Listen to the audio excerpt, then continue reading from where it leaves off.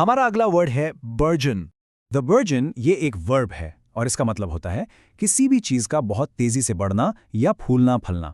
आप ऐसा सोचिए जैसे एक फूल की कली बहुत जल्दी से खिल जाती है ना, बस वही है बर्जन।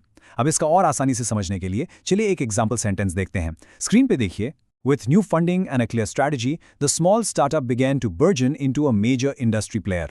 तो यहाँ इस सेंटेंस में बर्जन का मतलब है कि नए फंड और एक क्लियर स्ट्रैटेजी के साथ वो छोटा सा स्टार्टअप तेजी से बढ़कर एक बड़ा इंडस्ट्री प्लेयर बन गया, बिल्कुल उस फूल की तरह, राइट?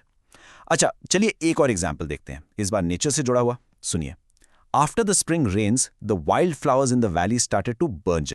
तो इस एग्जाम्पल में आप देख सकते हैं कि बर्जन का इस्तेमाल नेचुरल ग्रोथ यानी प्राकृतिक विकास को दिखाने के लिए किया गया है।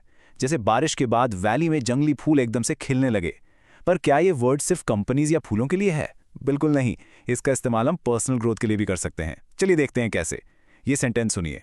Her confidence burgeoned as she received praise for her excellent work on the project.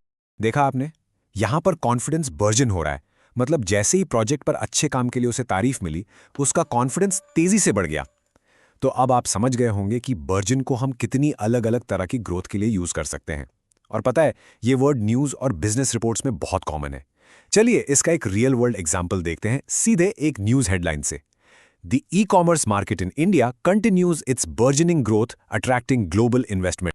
Okay, तो बर्जन को और भी अच्छे से समझने के लिए चलिए इसके कुछ सिमिलर और ऑपोजिट वर्ड्स देखते हैं। पहले बात करते हैं सिनोनिम्स की, यानी समानार्थी शब्द। ये वो वर्ड्स हैं जिनका मीनिंग बर्जन जैसा ही होता है, मतलब तेजी से बढ़ना, जैसे कि फ्लरिश, थ्राइव या एक्सपैंड। इन सब का मतलब है फूलना फलना।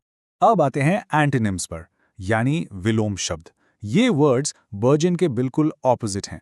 सोचो, अगर बर्जन का मतलब है फूल की तरह खिलना, तो इसका उल्टा क्या होगा? मुरझा जाना, राइट? तो इसके एंटोनिम्स हैं विदर यानी मुरझा जाना, श्रिंक यानी सिकुड़ जाना, या डिक्लाइन। ये सब तेजी से ग्रोथ के एकदम ऑपोजिट है। बस आज के लिए इतना ही, मिलते हैं नेक्स्ट वीडियो में। Happy learning, bye bye.